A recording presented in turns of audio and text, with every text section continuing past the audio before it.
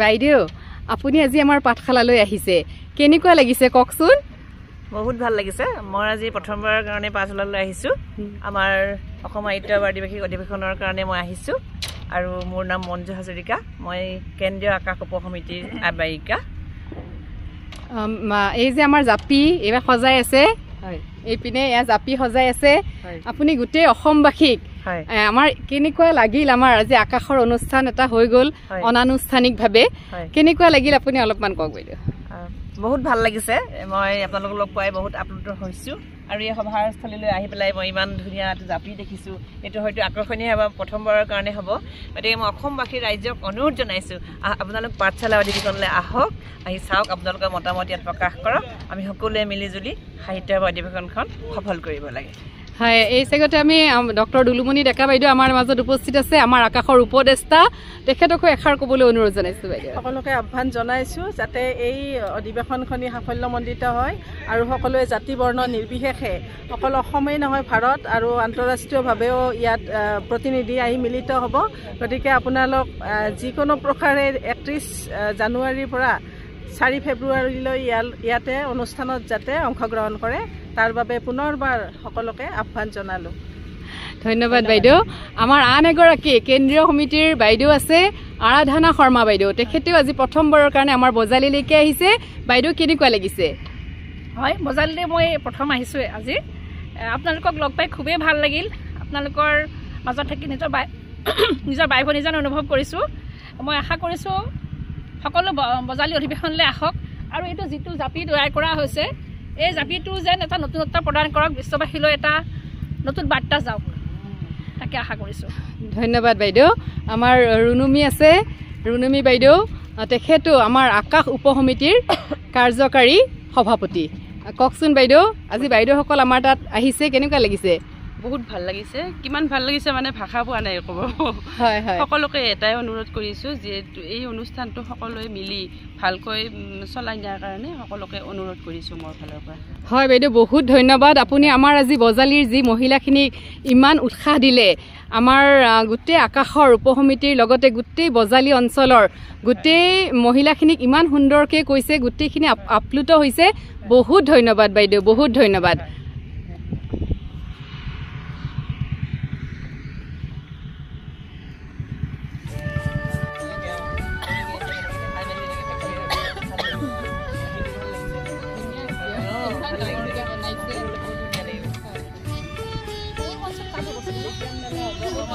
মেলা হ'ব মোৰ মঞ্চত কি হ'ব মঞ্চ সেইখিনি সেইফালে হ'ব বিজ্ঞান বাণিজ্যিক মেলা বন্ধ কৰিছে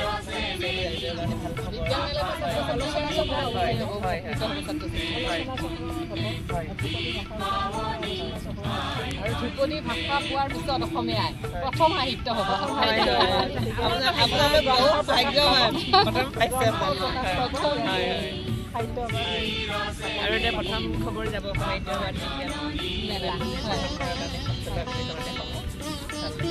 কিমান দিন ধৰি বনাই আছে হা বিহুৰ আগৰ পৰা না আৰু কিমান দিন লাগিব আৰু 5-6 দিন লাগিব ন 31 তাৰিখেতো আৰম্ভই হ'ব মানে 29 তাৰিখ মানে হৈ যাব ন বা ইমান কষ্ট কৰি বনাইছে আপোনালোকক মানে বহুত বহুত ধন্যবাদ মানে আপোনালোকে ধন্যবাদৰ পাত্ৰ কাৰণ আপোনালোকৰ এই কষ্ট অবিহনে আমাৰ সাহিত্য সভা কেতিয়াও সফল নহ'ব হয়নে পুনৰ ধন্যবাদ জনাইছোঁ আপোনালোকক উপসমিতিৰ পৰা এজন আহ্বায়ক হ'ল জয়ন্ত হাজৰিকা গতিকে তাত কবিতা পাঠ কৰা হয়েই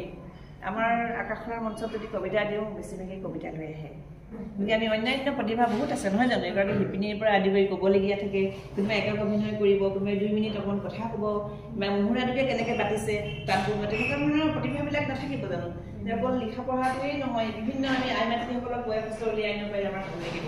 তেতিয়া 12 জানুৱাৰীত আমাৰ নগাঁৱত আকাশ অনুষ্ঠান হৈছিলে কেন্দ্ৰীয়ভাৱে তাত 42টা শাখাৰ আমি 70 বছৰ ওপৰৰ 42গৰাকী আইমাতৃক আমি 90 বছৰো আছে তাত আমি সম্বৰ্ধনা দিছোঁ মানে তেওঁলোকে গাব বা কিবা ক'ব নোৱাৰিব পাৰে কিন্তু তেওঁলোকে এগৰাকী আমাৰ আইমাতৃ আৰু মহিলা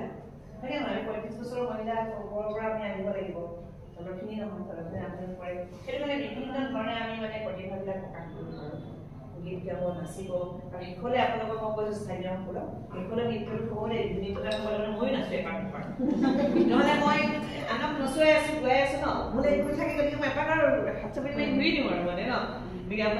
আপোনালোকৰ কাৰণে মই 30 মিনিট সময় দিম মই যিকোনো প্ৰকাৰে বচামেই 30 মিনিট সময় আপোনালোকে কি কৰিব আপোনালোকৰ কৰিব বাক্সাৰ কৰিব বৰপেটাৰ কৰিব নেকি ন বজালি বুলি ক'লে গোটেইখিনিয়ে লগ লাগি আপোনালোকে সুন্দৰভাৱে সময়টো মিলাই প্ৰেক্টিছ কৰি লওক আৰু নিয়মখিনি মানে কি হ'ল আমাৰ প্ৰধান কাৰ্যসূচীখন প্ৰধান সম্পাদকে বনাব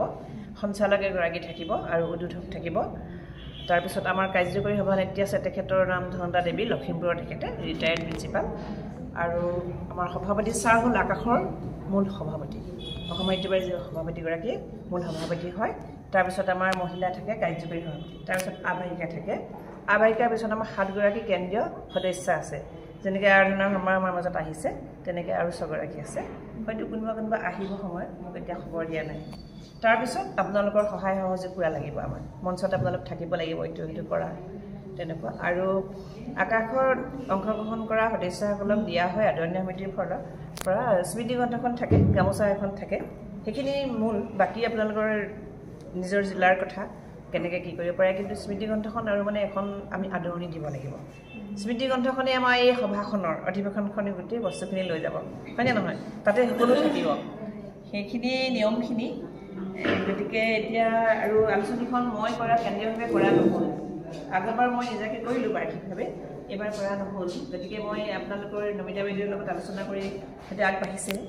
আমি কথা পাতি থাকোঁ ফোনতো কথা পাতোঁ মেছেজতো কৰোঁ আৰু দুলু বাইদেউৰ লগতো কৰোঁ দুলু বাইদেউ গভীৰকৈ কামখিনি মিহিকৈ কৰি থাকে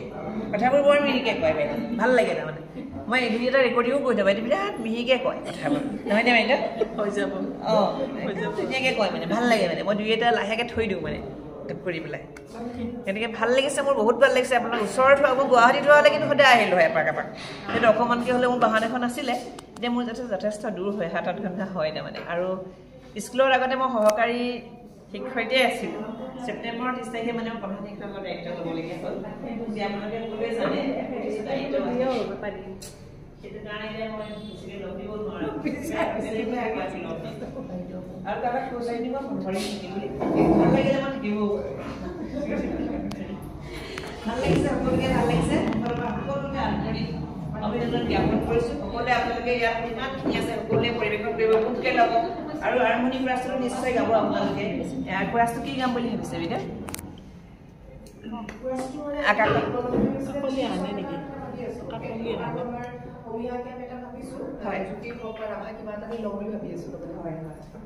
আমি অসমৰে জীয়াৰী অসমৰে বোৱাৰী মই কৈছোঁ আপোনালোকক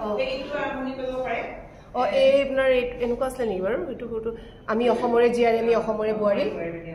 হয়তো গাব পাৰে মই কৈছোঁ কিবা যদি পচন্দ কৰিছে একো নাই মই ক'বলগীয়া কিন্তু লিৰিক্সটো বাৰু অকণমান উলিয়াব লাগিব যদি আছে দিব যদি আপোনাৰ ওচৰত আছে এইটো বিচাৰিব লাগিব যদি আপোনালোকে বেলেগ মূলৰ কাৰ্যনিৰ্বাহক সদস্য আৰাধনা শৰ্মা বাইদেউ আৰু আমাৰ আকাশ উপসমিতিৰ উপদেষ্টা সদস্য কৰ্মকৰ্তা সমন্বিতে সকলোকে সেৱা জনাইছোঁ আচলতে অধিৱেশন বুলি ক'লে ভাবিলে কিবা ভয় লাগি আহে যিহেতু সকলোৱে আমি এতিয়া গৃহস্থ আৰু পাঠশালাবাসী বুলিয়ে নহয় অসম সাহিত্যসভাৰ গোটেই কাৰ্যকৰ্তাসকলৰে এটা মনত উদ্মুকনি সন্মুখত এটা মানে সুন্দৰ অনুষ্ঠান আহি আছে গতিকে এই উপলক্ষে প্ৰতিখন উপসমিতিয়ে যেনেকৈ আকাশ বা কুহি উপসমিতি আছে এনেকুৱা ৰামধেনু আছে সকলোৱে নিজৰ নিজৰ পাৰদৰ্শিতা দেখুৱাব লাগিব যিখিনি সময় দিয়ে সেইখিনি সময়ৰ ভিতৰতে আৰু সময়ৰ যাতে আমি আটাইতকৈ দায়বদ্ধ সময়ৰ প্ৰতি সময় যাতে আমি আমাক যিখিনি সময় দিয়ে সেই সময়খিনিতে আমি অনুষ্ঠানখিনি সুন্দৰকৈ নিয়াৰিকৈ একদম সকলোকে সন্মান জনাই শ্ৰদ্ধা জনাই আমি অনুষ্ঠানটো যাতে যিসকল নাৰী আত্য শক্তিৰ এক অদ্বিতীয় শক্তিৰূপে ই পৰিগণিত হ'ব পাৰে আমি আশা কৰিছোঁ এই শক্তিয়ে সকলো সময়তে সৃষ্টি আৰু স্থিতিৰ আৰু ধ্বংসৰ এক কাৰক হিচাপেও চিহ্নিত হৈ আহিছে ইতিহাসে তাক আমাক পৰাই থাকে। যেন হওক ইতিহাসৰ পাতৰ পৰা আহি আমি বাস্তৱিক ক্ষেত্ৰখনলৈ মূলতঃ অসম সাহিত্যসভাৰ সপ্তম পাঠশালা অধিৱেশনৰ আমি আকাশ অনুষ্ঠানলৈ আহিব বিচাৰিছোঁ। আমাৰ অভিভাৱক লোকগৰাকী আহিবৰ লগে লগে মই আনুষ্ঠানিকভাৱে এটা উত্থাপন কৰিছিলোঁ যে আকাশৰ পৰিচালনা সংক্ৰান্তত মই প্ৰথমতে দেখা আকাশখন আৰু যোৱা বছৰ গোৱালপাৰাত দেখা আকাশখন আৰু এতিয়া আমি 25ৰ 4 জানুৱাৰী